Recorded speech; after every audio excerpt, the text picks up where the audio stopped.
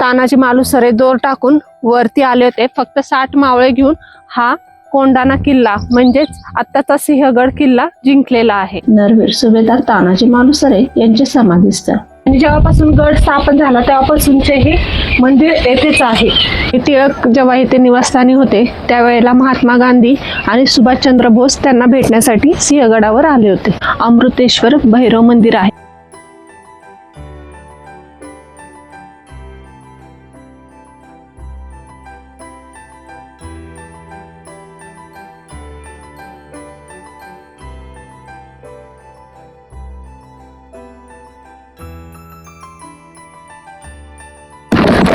सिंहगडावर आलो आणि जोरात पाऊस चालू झालेला आहे.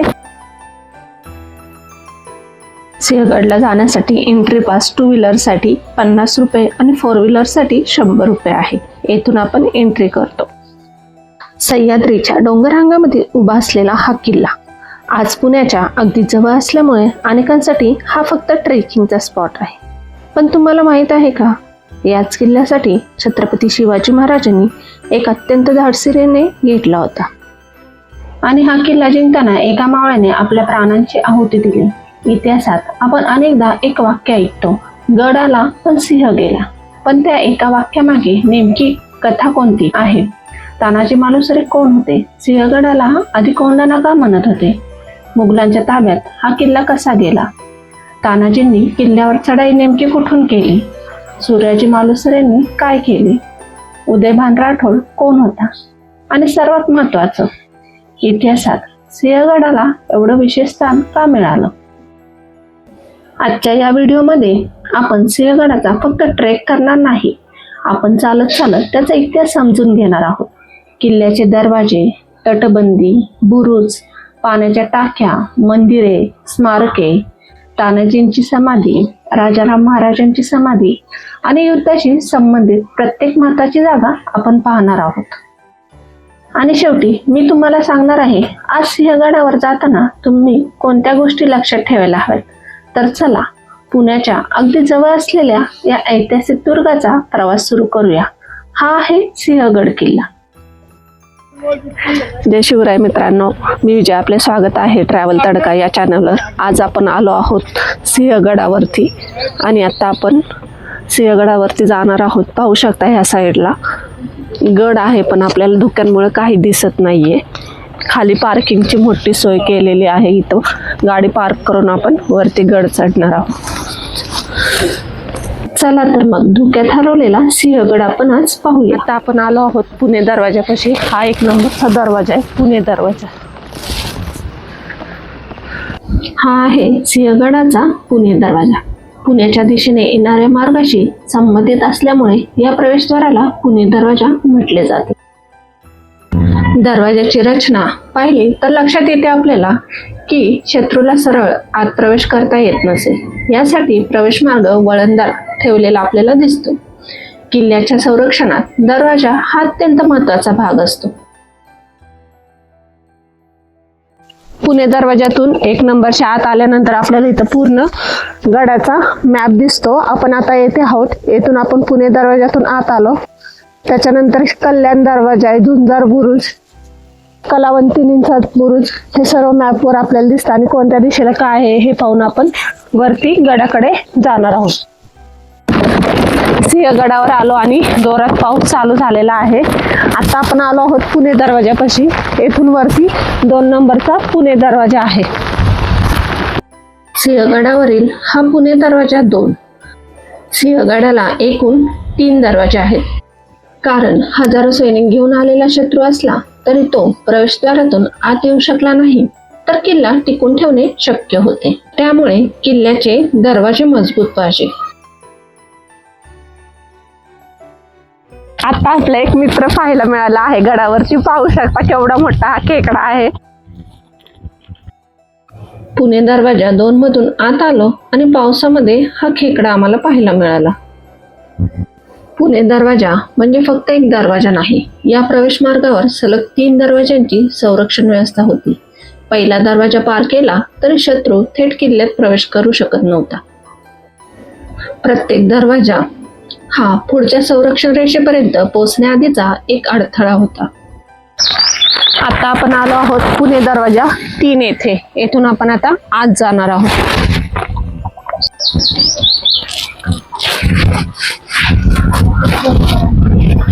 पाहू शकता त्या दरवाजावर आपल्याला वरती फुलं पाहायला मिळतात.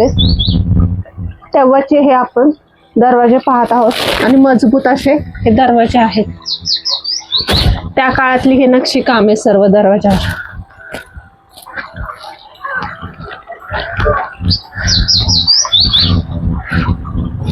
या अरुंद आणि वळणदार मार्गातून पुढे येणे कठीण होते शत्रूला. याच कारणामुळे डोंगरी किल्ल्यांमध्ये प्रवेशद्वाराची रचना ही युद्धनीतीचा अत्यंत महत्वाचा भाग आहे आणि सिंहगडाचा पुणे दरवाजा त्याचे एक उत्तम उदाहरण आहे. 3 नंबरच्या दरवाजातून पुणे दरवाजातून आत आल्यानंतर 2 रस्ते आहेत. एक तिकडे जातो तानाजी कडाकडे आणि इकडे आपण आता तोफ पाहण्यासाठी जाणार आहोत खालच्या साईडला. आता आपण चाललो आहोत सिंहगडाच्या आणखी एक महत्वाच्या भागाकडे, तोफखाना. किल्ल्याच्या संरक्षणामध्ये तोफखान्याची भूमिका अत्यंत महत्वाची होती. त्या काळात किल्ल्यावर ठेवलेल्या तोफा या केवळ शत्रूवर हल्ला करण्यासाठी नव्हत्या. किल्ल्याच्या प्रवेश मार्गावर लक्ष ठेवणे, शत्रू सैन्याला दूर ठेवणे आणि किल्ल्याच्या महत्वाच्या भागांचे संरक्षण करणे यासाठी त्याचा उपयोग केला जात असे. सिंहगडासारख्या डोंगरी किल्ल्यावर तोफ ठेवण्यासाठी जागेची निवड अत्यंत विचारपूर्वक केली जात असे. कारण तोफेचा उपयोग तेव्हाच प्रभावी होतो जेव्हा तिच्या माराच्या दिशेने येणारा परिसर स्पष्टपणे दिसतो. म्हणूनच किल्ल्यावरून आजूबाजूच्या दऱ्या आणि घाटमार्ग पाहताना आपल्याला त्या काळातील युद्धनीतीची कल्पना येते. आज आपल्याला तोफ म्हणजे मोठे शस्त्र वाटते. त्या काळात मात्र तोफखाना हा किल्ल्याच्या संपूर्ण संरक्षण व्यवस्थेतील एक भाग होता. तटबंदी, बुरुज, दरवाजे आणि सैनिक, तोफखाना हे सगळे एकत्रितपणे किल्ल्याची संरक्षण व्यवस्था तयार करत होते. आता आपण चाललो आहोत घोड्यांची पागा इकडे.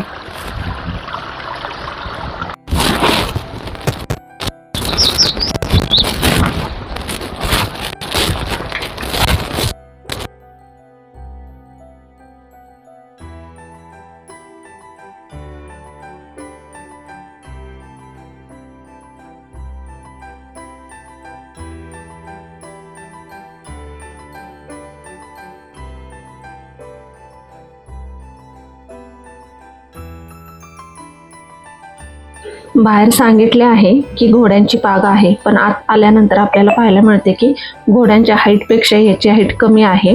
आणि इथे आत आल्यानंतर आपल्याला पाहायला मिळते की इथे पाण्याच्या टाक्या आहेत. त्या काळात पाण्याच्या टाक्या इथे असाव्यात. पुणे दरवाजातून पुढे गेले की लागते एक खोदकाम. हे खोदकाम पुणे दरवाजापेक्षाही प्राचीन आहे. वास्तविक हे पाण्याची टाके असावे. याच्या मधोमध खांब आहेत आणि बाहेरचे पाणी आत येऊन मिसळू नये यासाठी बाजूने कठडे खोदलेले आपल्याला दिसतात. ही जागा घोड्यांची पागा म्हणून ओळखली जाते. खडकाच्या आत गेल्यानंतर पुढे मोकळे अंगण आणि त्यामागे खडक खोदून निर्माण केलेले चौकोनी कुंडासारखी जागा आपल्याला पाहायला मिळते. तेथे पाणी आपल्याला दिसत आहे. त्या काळात हे पाण्याचे टाके असावेत. या खोदकामाची उंची घोडा उभा राहू शकेल एवढी सुद्धा नाही, त्यामुळे ही घोड्यांची पागा नाही. हे त्या काळातील पाण्याचे टाके असावेत. पाणी एकदम स्वच्छ आणि खडकामध्ये असल्यामुळे हे थंडगार पाणी आहे. पाहू शकता त्या काळात बांधकाम हे कसं केलेले आहे. आतमध्ये जाताना पाणी डोक्यावर पडू नये म्हणून इथून हे असे थोडासा खड्डा केलेला आहे, म्हणजे पाणी सरळ आपलं असं जाऊन खाली पडेल. त्या काळामध्ये केलेले हे बांधकाम अतिशय सुंदर आणि विचारपूर्वक केलेले आपल्याला दिसते.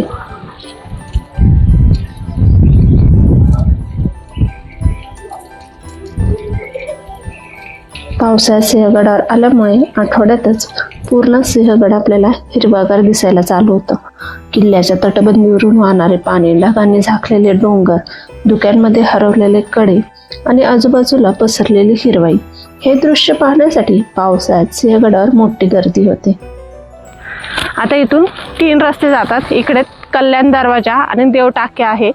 सरळ गेलं तर तानाची कडा आहे आणि आपण ह्या साईडला राईटला गेलो त्यानंतर तानाजी मालुसरे यांची समाधी आहे.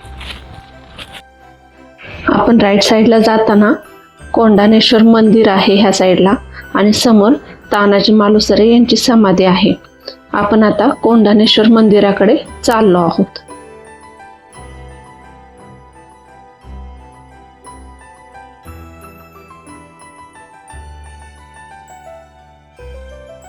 प्राचीन कोंडाणेश्वर मंदिर म्हणजे यादवांच्या कुलदेवतांचे शंकराचे मंदिर होय. याचे मूळ बांधकाम यादवकालीन हेमाडपंथी आहे. गड स्थापनेपासून हे दैवत येथे वास करून आहे.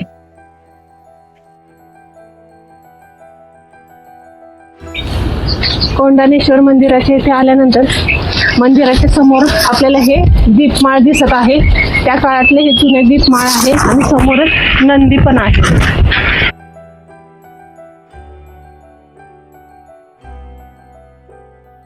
सिंहगडाचे जुने नाव होते कोंडाणा आणि याच नावाशी संबंधित असलेले हे कोंडाणेश्वर मंदिर किल्ल्याच्या सांस्कृतिक आणि धार्मिक इतिहासाची आठवण करून देते.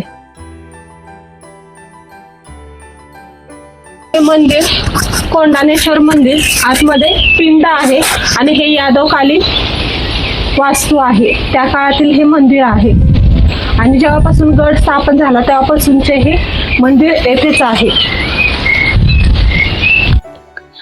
पाहू शकता येथे आतमध्ये महादेवाचे पिंड आपल्याला पाहायला मिळते.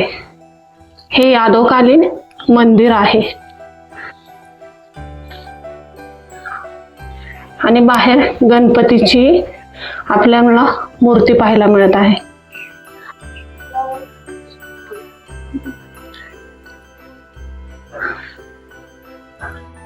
आज आपण ज्याला सिंहगड म्हणतो त्याचे जुने नाव होते कोंडाणा. शिवाजी महाराजांच्या काळातील अनेक ऐतिहासिक उल्लेखांमध्ये आपल्याला कोंडाणा हे नाव आढळते. मग कोंडाणा नावाचे सिंहगड कसे झाले यासाठी आपल्याला 1670 सालाकडे जावे लागते. आता आपण चाललो आहोत सुभेदार तानाजी मालुसरे यांची समाधी आहे तिकडे. पुरंदरच्या तहानंतर अनेक किल्ले मुघलांच्या ताब्यात गेले. कोंडाणाही त्यापैकी एक होता. पण शिवाजी महाराजांना हे किल्ले पुन्हा स्वराज्यात आणायचे होते आणि त्यासाठी एक धाडसी मोहीम आखण्यात आली. या मोहिमेचे नेतृत्व करण्यासाठी जबाबदार आली सुभेदार तानाजी मालुसरे यांच्याकडे. सिंहगडाच्या अशा जागी आलो आहोत जेथे पोहोचल्यानंतर काही क्षण शांत राहावंसं वाटतं. हे आहे नरवीर सुभेदार तानाजी मालुसरे यांचे समाधीस्थळ. याच कोंडाणाच्या लढाईत तानाजी मालुसरेंनी स्वराज्यासाठी आपल्या प्राणांची आहुती दिली. जय भवानी जय शिवाजी. इसवी सन 1670 मध्ये कोंडाणा परत मिळवण्यासाठी झालेल्या या लढाईत तानाजींनी मावळ्यांचे नेतृत्व केले. ह्या गडावर जो पहिला इतिहास घडलेला आहे त्याचं पूर्ण आपल्याला इथे त्यांनी दाखवलेले आहे छायाचित्रातून.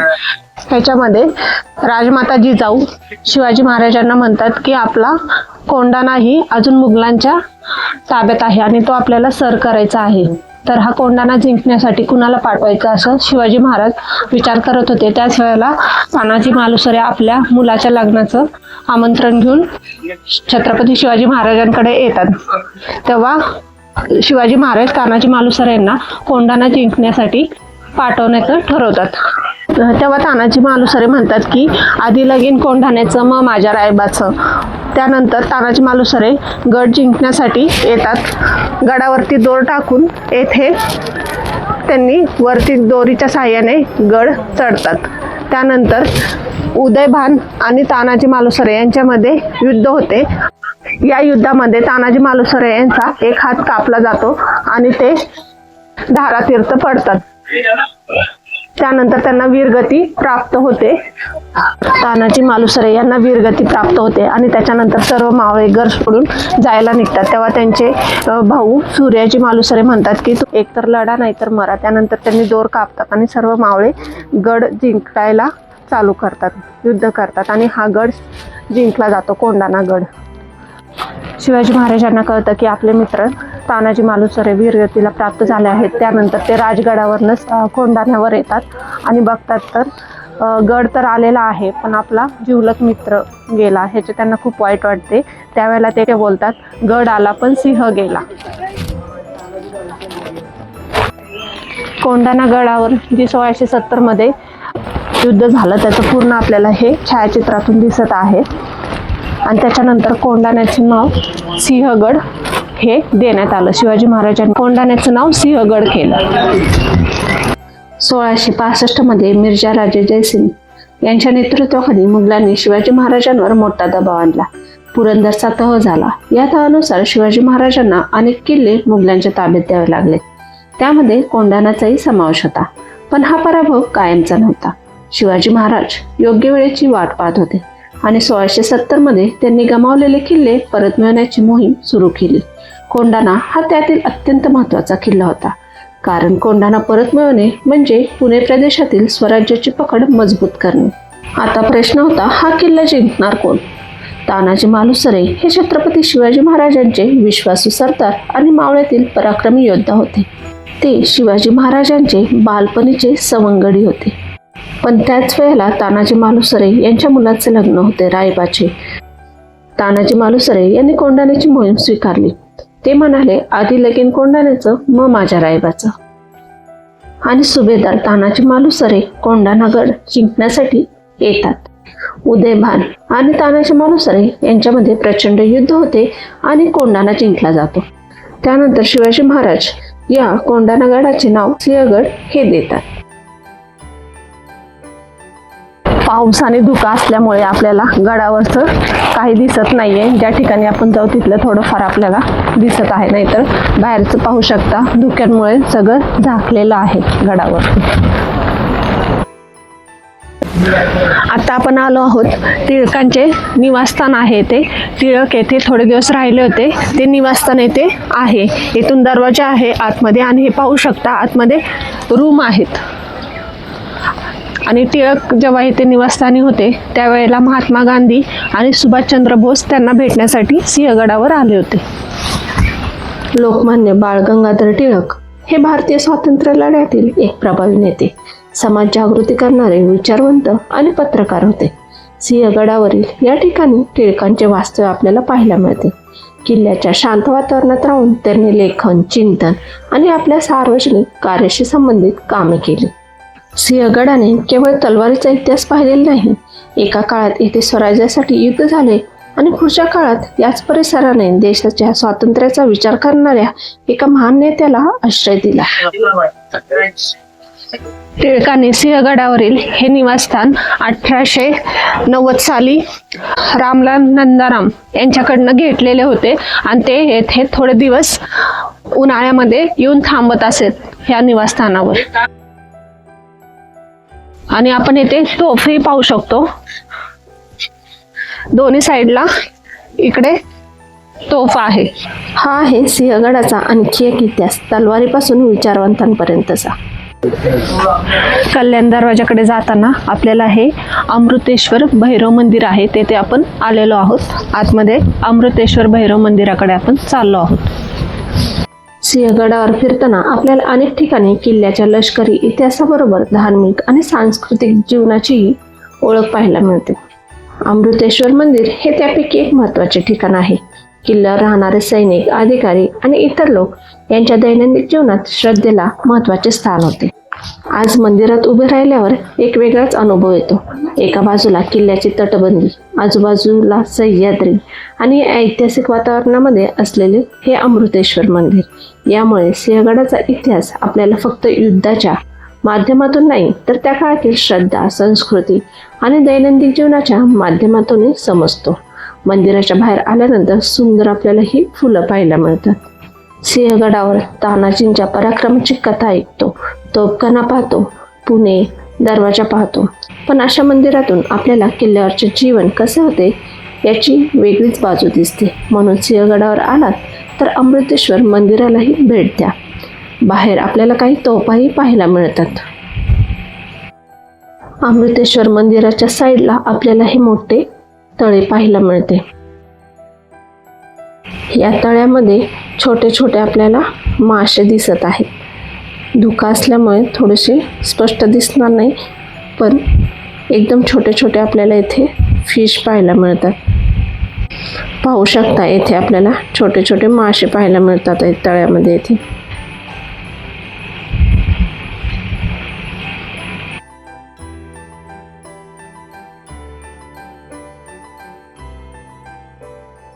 अमृतेश्वर मंदिराच्या इथून आपण थोडेसे खाली आलो की आपल्याला इथे बोर्ड पाहायला मिळतो. तेथे कल्याण दरवाजा, खुला रंगमंच आणि कलावंती बुरुज हा बोर्ड लिहिलेला आहे.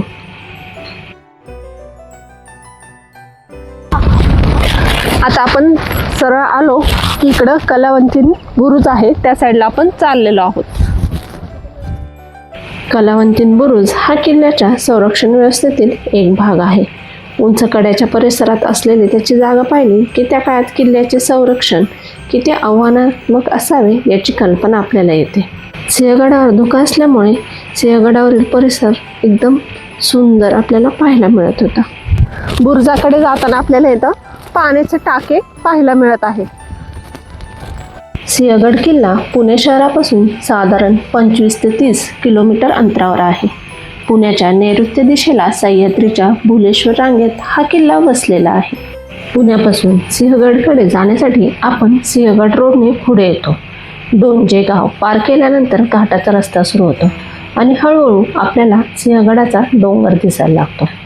आपल्याला किल्ल्याच्या पायथ्यापर्यंत गाडीने येता येते, त्यामुळे सिंहगडापर्यंत पोहोचणे सोपे झाले आहे. आज आपण ज्या रस्त्याने सिंहगडाच्या पायथ्याशी येतो आणि त्या काळातील किल्ल्यावर पोहोचण्याचा मार्ग पूर्णपणे वेगळा होता. सिंहगडाची सर्वात मोठी ताकद म्हणजे त्याचे भौगोलिक स्थान. आजूबाजूला खोल दऱ्या आणि उंच कडे आहेत. किल्ल्याच्या माथ्यावरून पुणे परिसरातील विस्तीर्ण प्रदेश दिसतो. यामुळे या किल्ल्याचा उपयोग केवळ संरक्षणासाठीच नाही तर आसपासच्या प्रदेशावर नजर ठेवण्यासाठी केला जात होता. सह्याद्रीतील किल्ल्यांची रचना पाहिली तर एक गोष्ट लक्षात येते. प्रत्येक किल्ला वेगळ्या कारणासाठी महत्त्वाचा आहे आणि सिंहगडाचे स्थान पुणे प्रदेशाच्या संरक्षणाच्या दृष्टीने अत्यंत महत्त्वाचे आहे. सिंहगडाची सफर करायची असेल तर पावसाळ्यात खूपच सुंदर आणि धुक्यांनी भरलेले सिंहगड आपल्याला पाहायला मिळते. सिंहगड किल्ल्याची रचना खूप मजबूत अशी आहे. तटबंदी, बुरुज, दरवाजे, कडे, पाण्याच्या टाक्या, पठारे, मंदिरे यामुळे सिंहगडाला एक भक्कम असे स्थान मिळालेले आहे. सिंहगडावर पोचल्यानंतर सर्वात आधी लक्षात येते ती त्याची नैसर्गिक आणि कृत्रिम संरक्षण व्यवस्था. किल्ल्याच्या अनेक बाजूंना आपल्याला पाण्याचे तळे पाहायला मिळतात. पावसामुळे हे तळे भरलेलेही दिसत आहेत.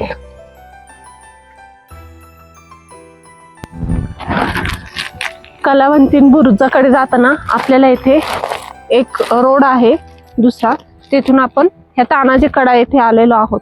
हा तानाजी कडा आहे. पाहू शकता धुकांमुळे खालचं काहीच दिसत नाहीये. पाऊस आणि धुकं असल्यामुळे काही दिसत नाही.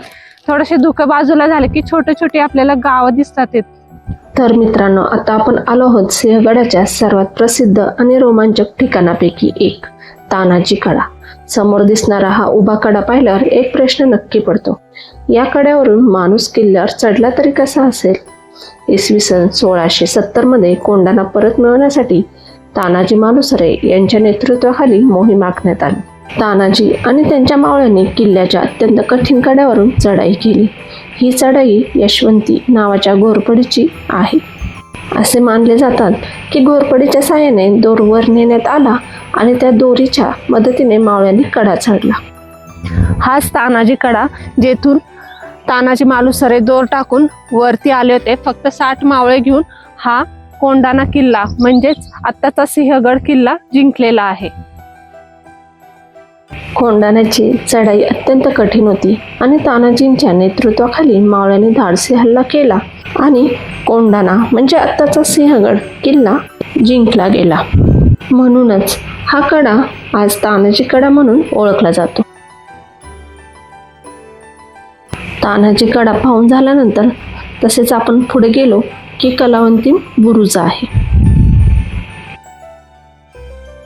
हा आहे धुक्यातला सिंहगड.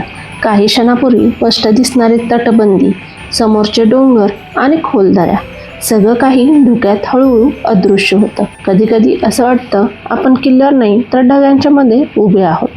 धुकं तटबंदीवरून सरकतं, कड्यांच्या दिशेने वाहतं आणि काही क्षणासाठी संपूर्ण सिंहगडाला एक वेगळंच रहस्यमय रूप मिळतं. समोर जो बुरुज दिसतो तो कलावंतीन बुरुज आहे. सिंहगडाच्या धुक्याचं सर्वात सुंदर वैशिष्ट्य हेच आहे. ते आपल्याला काही क्षणासाठी आजचा काळ विसरायला लावतं. आजूबाजूला ना शहर दिसतं ना गाड्यांचा आवाज, फक्त वारा, धुकं, सह्याद्री आणि शेकडो वर्षाचा इतिहास. हा आहे सिंहगडाच्या धुक्यात हरवलेला चेहरा. आणि म्हणूनच पावसाळ्यात सिंहगडावर येणं म्हणजे फक्त किल्ला पाहणे नाही, तर सह्याद्रीला एका वेगळ्या रूपात अनुभवणं हे आहे. तानाजी मालुसरे आणि उदयभान यांच्यामध्ये जिथे अंतिम युद्ध झाले त्या ठिकाणी आता आपण आलेलो आहोत. किल्ल्यावर मावळ्यांनी चढाई केल्यानंतर प्रचंड युद्ध सुरू झाले. आपण थोडेसे पुढे आलो की येथे उदयभान आणि सुभेदार तानाजी मालुसरे यांची लढाई झाली. त्याच्यामध्ये तानाजी मालुसरे यांचा हात त्यांनी गमावला, ती ही जागा आहे. आणि म्हणूनच तानाजींच्या शौर्याची आठवण आजही सिंहगडाच्या प्रत्येक कड्यावर आणि प्रत्येक दगडात जिवंत आहे. गड जिंकला गेला, पण त्यासाठी सिंहाने आपले प्राण दिले. पाऊस जोरातच चालू झालेला आहे, त्यामुळे धुकंही खूप आले आहेत. आणि आता आपण चाललो आहोत छत्रपती राजाराम महाराज यांची समाधी आहे तिकडे. छत्रपती शिवाजी महाराजांचे धाकटे पुत्र आणि छत्रपती संभाजी महाराजांचे भाऊ छत्रपती राजाराम महाराज. संभाजी महाराजांच्या मृत्यूनंतर स्वराज्यावर मोठे संकट आले होते. औरंगजेब स्वतः दक्षिणेत उतरला होता आणि मराठा साम्राज्यावर मोठा दबाव आला होता. अशा परिस्थितीत राजाराम महाराजांनी स्वराज्याची धुरी सांभाळली. त्यांच्या कारकिर्दीत मराठ्यांनी मुघलांविरुद्ध संघर्ष सुरू ठेवला. पुढे राजाराम महाराज आजारी पडले आणि इसवी सन 1700 मध्ये सिंहगडावर त्यांचे निधन झाले. आज आपण ज्या ठिकाणी उभे आहोत ते त्यांच्या समाधीचे स्थळ आहे. ही समाधी पाहताना एक गोष्ट जाणवते. सिंहगडाने केवळ एका युद्धाचा इतिहास पाहिला नाही, या किल्ल्याने शिवाजी महाराजांचे स्वराज्य, संभाजी महाराजांनंतरचा संघर्ष आणि राजाराम महाराजांच्या काळातील मुघलांविरुद्धचा प्रदीर्घ लढा या सगळ्यांचा साक्षीदार सिंहगड किल्ला राहिला आहे. तानाजी मालुसरे यांच्या बलिदानामुळे सिंहगड आपल्याला शौर्याची आठवण करून देतो, तर राजाराम महाराजांची समाधी आपल्याला स्वराज्य टिकवण्यासाठी पुढच्या पिढीने केलेल्या संघर्षाची आठवण करून देते. या किल्ल्यावर शौर्यही आहे, बलिदानही आहे आणि स्वराज्याचा प्रदीर्घ संघर्षही आहे. वरतून गडावरनं जे पाणी येत आहे ते इथे सर्व साचलं जाते, पाहू शकता. त्यामुळे इथं शेवाळही तयार झालेला आहे. सिंहगडाच्या इतिहासातील हे एक अत्यंत महत्त्वाचे आणि भावनिक ठिकाण आहे, छत्रपती राजाराम महाराजांची समाधी. सिंहगड पाहण्यासाठी आला तर येथे नक्की भेट द्या. येथून आता आपण थोडेसे पुढे आल्यानंतर राईट साईडला जायचे. तेथून कल्याण दरवाजा, झुंजार बुरुज आणि देवटाके आहे. आता आपण आलो आहोत सिंहगडावरील एक अतिशय महत्त्वाच्या ठिकाणी, देवटाके. देवटाक्यांच्या समोर हे मारुतीचे छोटे मंदिर आहे. कल्याण दरवाजाकडे जाताना अमृतेश्वर मंदिराच्या शेजारी इथं देवटाके आहे. आणि हे पाणी पिण्यासाठी वापरतात गडावरचे लोक, एकदम शुद्ध पाणी आहे. डोंगरी किल्ल्यावर सर्वात महत्त्वाची गोष्ट तर पाणी, कारण किल्ल्याला शत्रूने वेढा दिला तर बाहेरून पाणी आणणे जवळजवळ अशक्य होते. म्हणूनच सिंहगडासारख्या किल्ल्यावर पाण्याची साठवणूक करण्यासाठी टाक्यांची व्यवस्था करण्यात आलेली आहे. कारण सिंहगडाची तटबंदी जितकी महत्त्वाची तितकेच पाण्याची व्यवस्थाही महत्त्वाची आहे. म्हणूनच सिंहगडावर आपल्याला ठिकठिकाणी पाण्याच्या टाक्या पाहायला मिळतात. त्यापैकी महत्त्वाचे म्हणजे देवटाके. म्हणूनच काही शतकापूर्वी किल्ल्याच्या संरक्षणासाठी पाणी म्हणजे जीवन आणि पाणी म्हणजे ताकद होती. किल्ल्यावर पाण्याची व्यवस्था करणे म्हणजे फक्त एखादी टाकी खोदणे नव्हते. पावसाचे पाणी कसे साचवायचे, ते किती काळ टिकवायचे आणि किल्ल्यावर राहणाऱ्या सैनिकांना आणि इतर लोकांना पाणी कसे उपलब्ध करून द्यायचे याचे संपूर्ण नियोजन केले जात होते. म्हणूनच किल्ल्यावरील पाण्याच्या टाक्या आपल्याला त्या काळातील जलव्यवस्थापनेची कल्पना करून देतात. देवटाक्यांच्या इथून खाली सरळ गेले की कल्याण दरवाजा आहे. आता आपण थोडं खाली आलो तिथून, तर इकडे कल्याण दरवाजा आहे. कल्याण दरवाजाकडे आपण चाललेलो आहोत.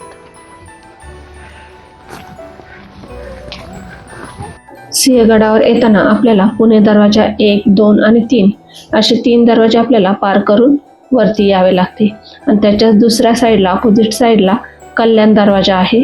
कल्याण दरवाजा 1 आणि 2 असे आहेत.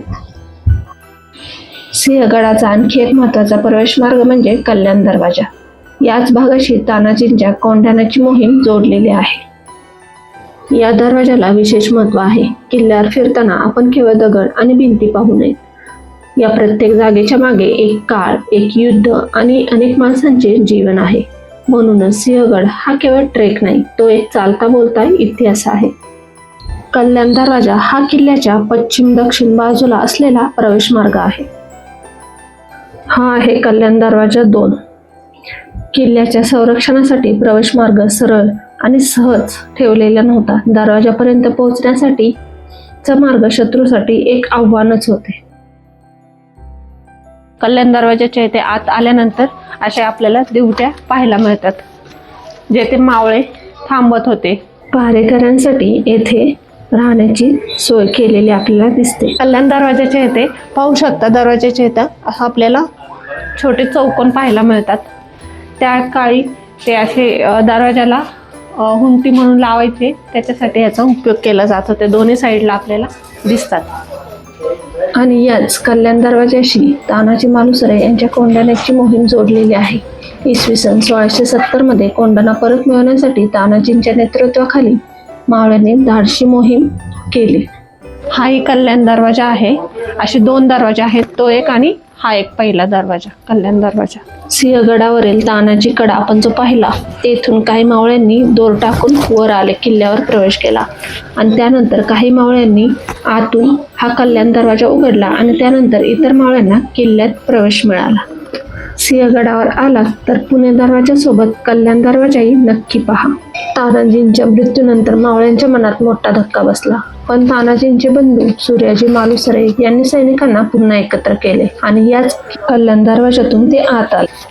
आता आपण आलो आहोत कल्याण दरवाजापाशी, जेथे जे युद्ध झालं तानाजी मालुसरे यांचं कोंढाणा किल्ल्यावर, त्यावेळेला त्यांचे भाऊ सूर्याजी मालुसरे याच दरवाजातून काही मावळ्यांना घेऊन वरती आले होते आणि या दरवाजातूनच, कल्याण दरवाजातून ते वरती गेले गडावर आणि मावळ्यांना घेऊन त्यांनी कोंढाणा किल्ला जिंकला. असे कल्याण दरवाजाचे 2 दरवाजे आहेत. हा पहिला दरवाजा आणि वरती एक दरवाजा आहे. असे 2 कल्याण दरवाजे आहेत. पाहू शकता, कल्याण दरवाजातून आपण खाली उतरून आलो तर कल्याण दरवाजा दिसतही नाही. 2 बुरुज आहेत दोन्ही साईडला. 2 बुरुजाच्या मध्ये थोडंसं पुढे गेलं की कल्याण दरवाजा आहे. आणि येथून आपल्याला एक बुरुज दिसतो, पाहू शकता. त्या बुरुजावरनं पुणे शहर पूर्ण दिसतं. आता धुक्यांमुळे आपल्याला स्पष्ट दिसणार नाही, नाहीतर त्या बुरुजावरनं पुणे सिटी पूर्ण दिसते आपल्याला. ह्या दरवाजाला कल्याण दरवाजा नाव का पडलं असेल तर येथे छोटेसं कल्याण गाव आहे. आता धुक्यांमुळे दिसत नाही. त्या गावावरून ह्या दरवाजाला कल्याण दरवाजा हे नाव पडलेलं आहे. तानाजी, सूर्याजी आणि त्यांच्या मावळ्यांच्या सामूहिक पराक्रमामुळे कोंढाणा किल्ला जिंकला गेला. खाली पाहू शकता, खूप मोठी खोलदरी आहे इथे.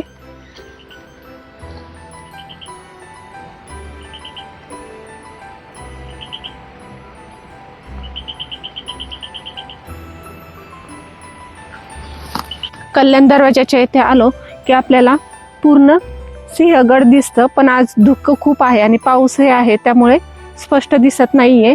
नाहीतर आपण जिथे गाडी पार्किंग केली तिथपर्यंत पूर्ण आपल्याला इथून कल्याण दरवाजाच्या इथून दिसतो सिंहगड. किल्ल्यावर चढाई झाल्यानंतर युद्ध सुरू झाले. कोंढाण्याच्या संरक्षणाची जबाबदारी उदयभान राठोडकडे होती. तानाजी मालुसरे आणि उदयभान यांच्यात भीषण लढाई झाली आणि त्यांना साथ दिली त्यांचे भाऊ सूर्याजी मालुसरे. या कल्याण दरवाजातून प्रवेश करू. आता आपण कल्याण दरवाजाच्या इथे वरती आलेलो आहोत. पाहू शकता, तटबंदी अजूनही मजबूत आहे त्या काळातली.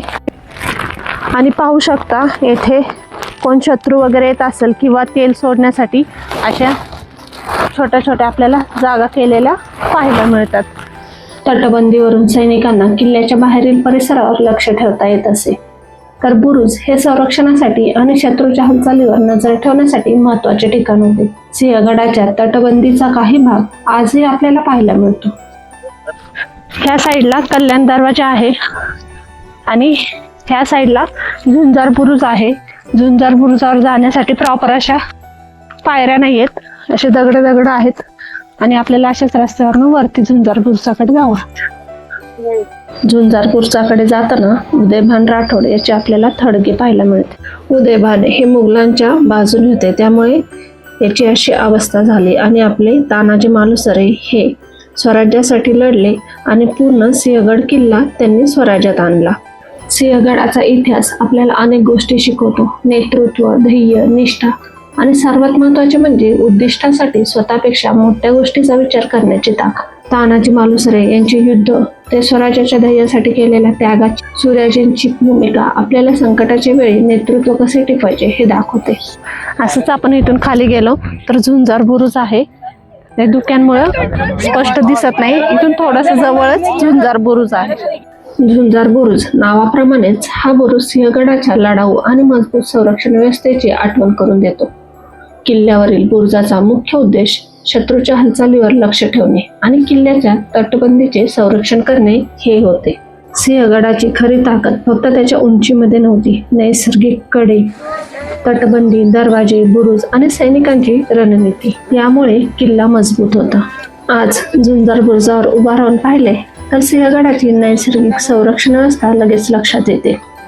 आणि म्हणूनच हा बुरुज पाहताना एक गोष्ट लक्षात ठेवा, किल्ल्यावरील प्रत्येक बुरुज हा दगडाची रचना नव्हता, तो त्या काळातील संरक्षण व्यवस्थेतील एक महत्त्वाचा पहारेकरी होता.